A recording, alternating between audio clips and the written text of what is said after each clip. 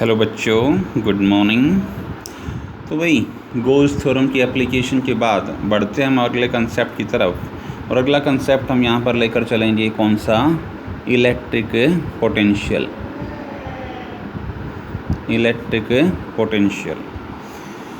तो electric potential का concept discuss करने से पहले हम एक और टर्म पर डिस्कशन करेंगे and that is electric potential energy. Electric potential energy एक पीछे आपने ग्रेविटेशन के चैप्टर में पढ़ी थी, ग्रेविटेशनल पोटेंशियल एनर्जी, जिसका फार्मूला आप पढ़ते हैं mgh। तो वहाँ पर वो कौन सी एनर्जी बताई गई थी भाई कि ग्राउंड सरफेस से एक पर्टिकुलर हाइट पर जब किसी ऑब्जेक्ट को रखा जाता है तो उसकी कॉन्फ़िगरेशन, उसकी पोजीशन के कारण जो उसमें एनर्जी प्रेजेंट होती है वो उसकी कौन सी बोली जाती है? Gravitational potential energy. तो यहाँ पर भी किसी चार्ज को किसी गिवन इलेक्ट्रिक फील्ड में रखने पर उसकी जो पोजीशन, उसकी कॉन्फ़िगरेशन के कारण उसमें जो एनर्जी प्रेजेंट होती है वो कौन सी होती है भाई? Electric potential energy. तो इसका केस डिस्कस करने के लिए हम दो चार्जेस लेकर चलेंगे। One is source charge and another is test charge.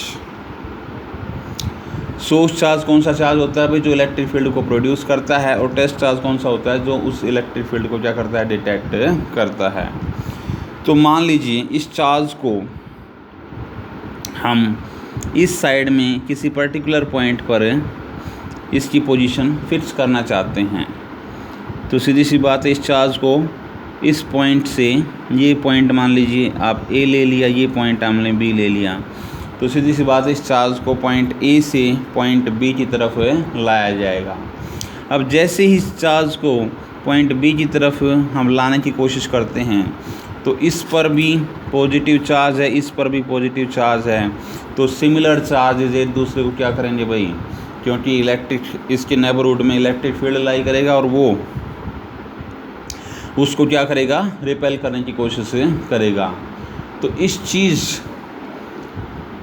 का मुकाबला करने के लिए इस चार्ज पर एक एक्सटर्नल फोर्स अप्लाई किया जाएगा ताकि वो उस इलेक्ट्रोस्टैटिक फोर्स ऑफ रिपल्सन का मुकाबला कर सकें। तो भाई उस फोर्स, अप्लाइड फोर्स के कारण कुछ न कुछ वर्क परफॉर्म किया जाएगा इस चार्ज पार्टिकल के ऊपर, और वो वर्क एक एनर्जी के रूप में इसमें स्टोर हो जाएगा and that energy is called what? Electric potential energy. उसके कारण ये अब कहाँ पर आ जाएगा भाई? पॉइंट बी पर। पॉइंट बी पर आने के बाद अब मान लीजिए हम उस एक्सटर्नल फोर्स को हटा देते हैं। अब एक्सटर्नल फोर्स को हटा देंगे तो अब इसकी फिर टेंडेंसी, क्योंकि ये तो कब तक आ रहा था? जब तक ये इलेक्ट्रोस्टैटिक फोर्स ऑफ रिपल्सन का मुकाबला कर रहा था। अब जैसे एक्सटर्नल फोर्स को आप हटा देंगे तो इसकी टेंडेंसी फिर इसको इस चार्ज से अवे ले जाने की होगी, लेकिन तब तक इस चार्ज पार्टिकल के पास इलेक्ट्रोस्टैटिक पोटेंशियल एनर्जी एक्वायर हो चुकी होगी, जो कि कहाँ से आई है? जितना वर्क परफॉर्म किया गया जब इस चार्ज को पॉइंट ए से पॉइंट बी की तरफ लाया गया against electrostatic force of repulsion, तो वो जो एनर्जी प्रेजेंट है उसके कारण अब ये चार्ज पार्टिकल इस पर्टिकुलर पोजीशन पर क्या हो जाएगा? फिक्स हो जाएगा। और किसी पर्टिकुलर पोजीशन, किसी पर्टिकुलर कॉन्फ़िगरेशन में प्रेजेंट होने के कारण उस चार्ज पार्टिकल में जो एनर्जी प्रेजेंट होगी that will be what? Electrostatic potential energy. तो ये तो दो पॉइंटों के बीच में हमारे पास क्या आ जाएगा? अब कुछ ना कुछ इलेक्ट्रोस्टैटिक पोटेंशियल एनर्जी इस पॉइंट ए पर होगी, जिसको हम यू ए से रिप्रेजेंट करवाएंगे, और कुछ इलेक्ट्रोस्टैटिक पोटेंशियल एनर्जी बी पर होगी जिसको हम यू बी से रिप्रेजेंट करवाएंगे। तो यहाँ पर जो वर्क हमने परफॉर्म किया ए से बी तक लाने में वो किसके इक्वल होगा? एक तो जो एक्सटर्नल फोर्स हमने अप्लाई किया था, और ये मान लीजिए ए से बी तक डी आर डिस्टेंस कवर करता है। अब यहाँ पर देखिए, यहाँ पर इंटीग्रल क्यों लगाया है भाई, क्योंकि यहाँ पर स्मॉल डिस्टेंस हम लेकर चल रहे हैं, कंप्लीट वैल्यू निकालने के लिए मेथड ऑफ इंटीग्रेशन हम अप्लाई करते हैं। एक तो ये केस हो गया। दूसरा, हम अगर इलेक्ट्रोस्टैटिक फोर्स ऑफ रिपल्सन की बात करें तो Fe इंटू डी आर। अब यहाँ पर एक नेगेटिव साइन लग जाएगा भाई, क्यों?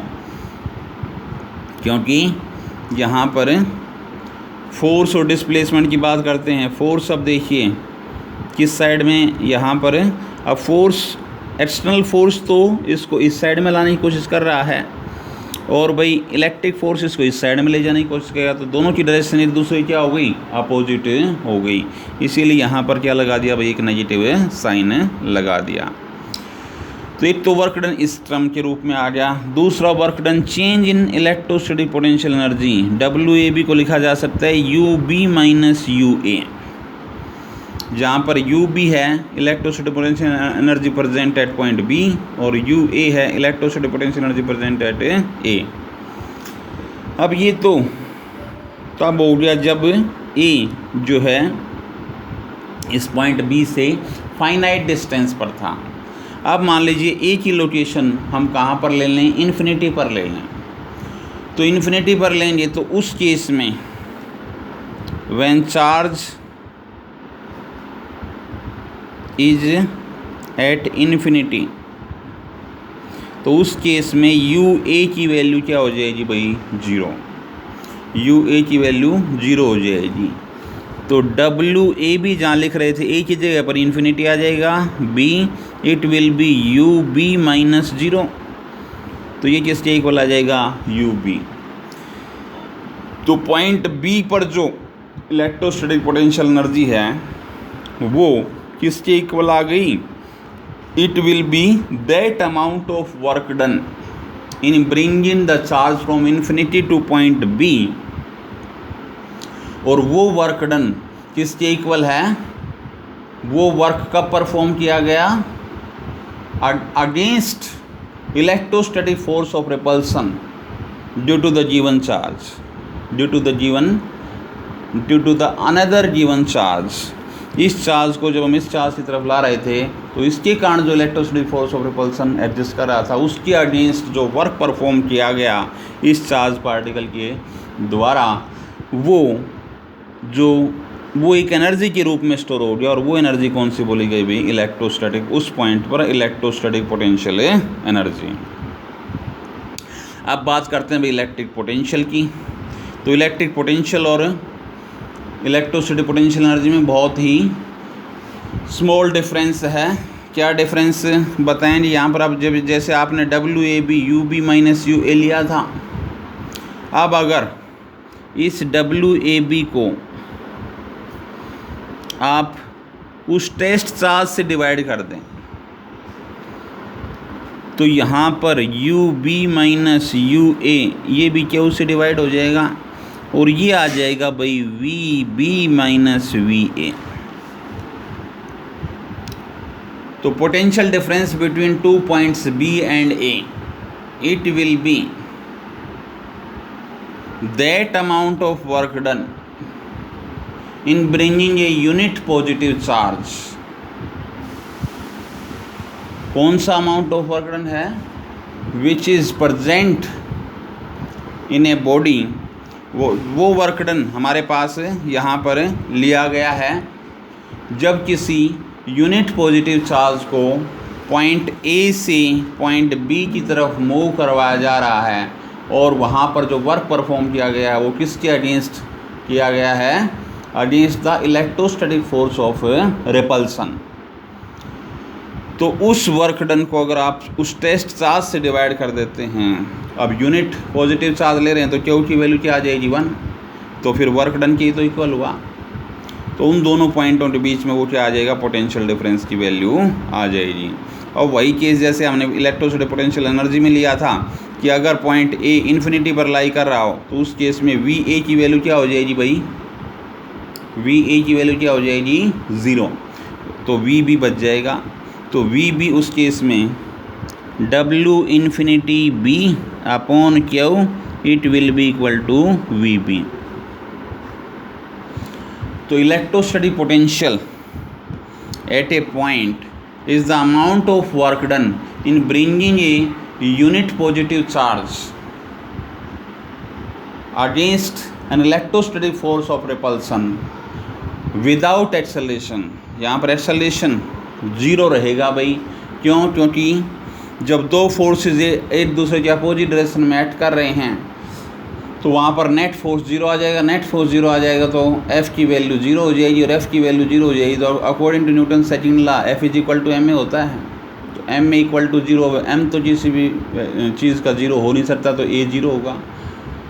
तो ये वो वर्क डन है जब किसी यूनिट पॉजिटिव चार्ज को लाया जाता है इनफाइनाइट डिस्टेंस से किसी गिवन पॉइंट पर, और वो जो वर्क परफॉर्म होगा वो against electrostatic force of repulsion होगा। तो ये था भाई basic concept of electric potential. अब यहाँ से हमारे पास फार्मूला आ गया पोटेंशियल का, V का जनरल फार्मूला आ गया क्या? W/Q। इसके बेस पर अब आप इलेक्ट्रोस्टैटिक पोटेंशियल की किस चीज़ की वैल्यू, यूनिट को आप डिफ़ाइन कर सकते हैं। किस तरह से डिफ़ाइन कर देंगे? 1 वोल्ट जो होगा उसको लिखा जा सकता है 1 जूल/1 कूलम। 1 कूलम के चार्ज को 1 कूलम के चार्ज को इनफाइनाइट डिस्टेंस से एक पर्टिकुलर लोकेशन तक लाने में अगर 1 जूल का वर्क परफॉर्म किया गया हो तो उन दोनों पॉइंटों के बीच में मीन्स इनफाइनाइट डिस्टेंस और जिस पॉइंट पर आप पोटेंशियल की वैल्यू निकालना चाहते हैं उनके बीच में जो पोटेंशियल डिफरेंस कहें या पोटेंशियल एट दैट पॉइंट कहें, वो कितना होगा भाई? 1 वोल्ट। ठीक है भाई। तो अब इसके बाद हम बात करते हैं, इसकी यूनिट की बात हो गई। अब अगर इसकी डायमेंशन की बात की जाए तो डायमेंशन, अब वर्क डन की डायमेंशन आप जानते हैं, फोर्स इंटू डिस्प्लेसमेंट। फोर्स की क्या होती है? mLT-2। डिस्प्लेसमेंट की क्या होती है? L। और चार्ज की क्या होती है? AT। तो ये आ जाएगी mL² T-3, ये ऊपर जाके माइनस में हो जाएगा, और A-1। ये डायमेंशन आ जाएगी भाई किसकी? इलेक्ट्रिक पोटेंशियल की। अब देखिए भाई डायमेंशन आने के बाद अगला कंसेप्ट हम यहाँ पर लेकर चलते हैं, इलेक्ट्रिक पोटेंशियल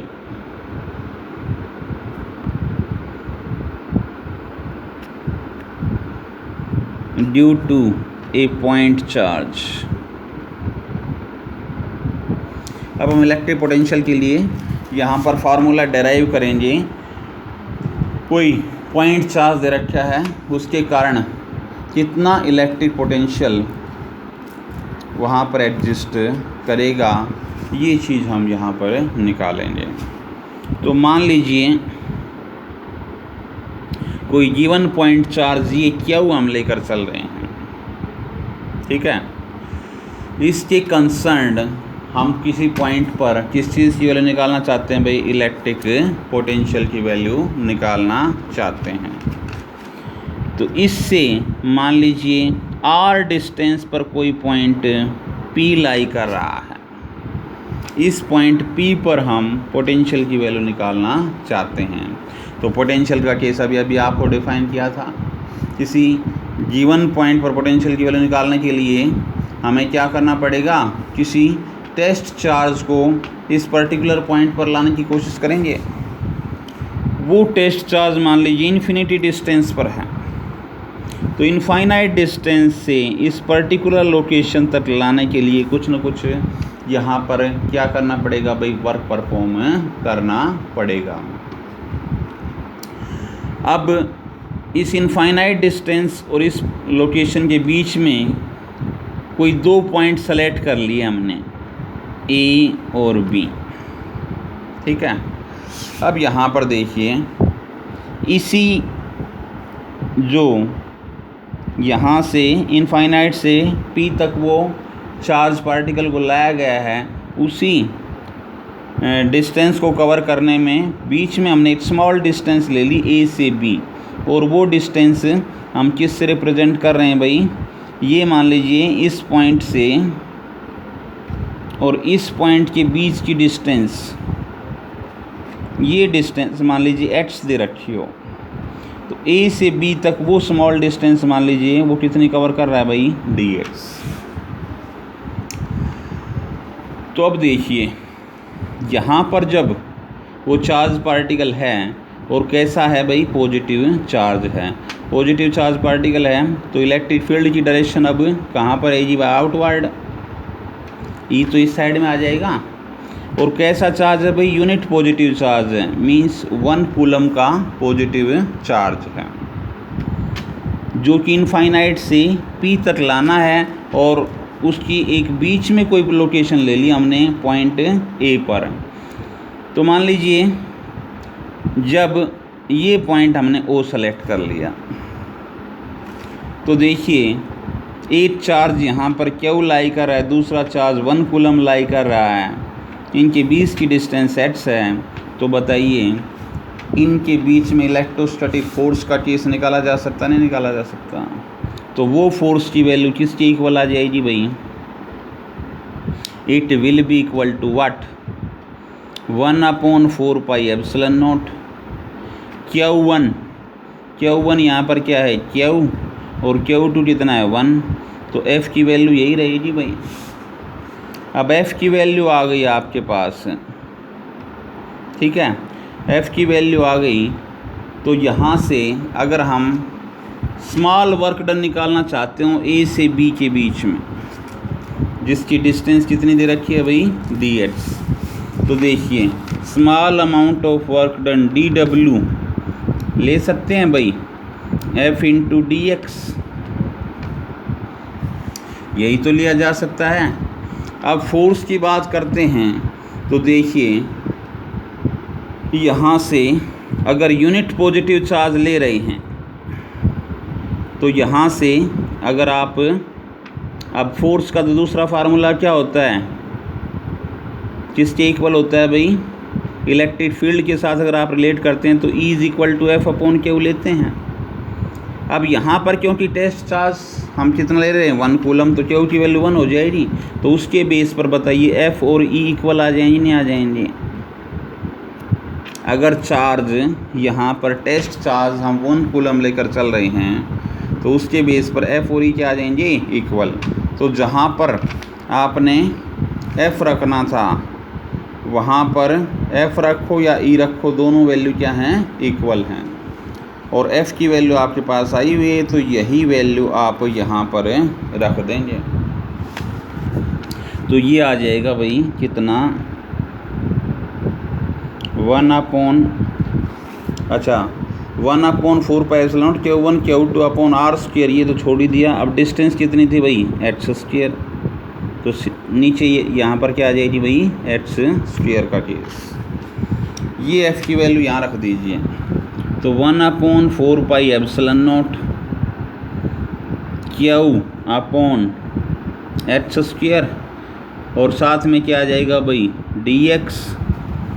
अब इन दोनों की यहाँ पर क्या ली जाएगी भाई, डॉट प्रोडक्ट ली जा रही है, डॉट प्रोडक्ट ली जा रही है, तो F और dx कहें या F E और dx कहें, क्योंकि F और E तो क्या आ चुके हैं, इक्वल।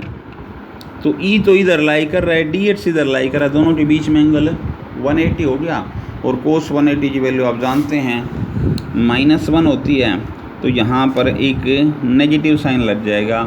अब W का रिजल्ट निकालना चाहते हैं, तो मेथड ऑफ इंटीग्रेशन, और कहाँ से कहाँ मूव करवाया गया चार्ज पार्टिकल को, इनफाइनाइट से और r डिस्टेंस तक लिया गया है, तो लिमिट लग जाएंगी यहाँ पर इन्फिनिटी से r, ये आ जाएगा भाई।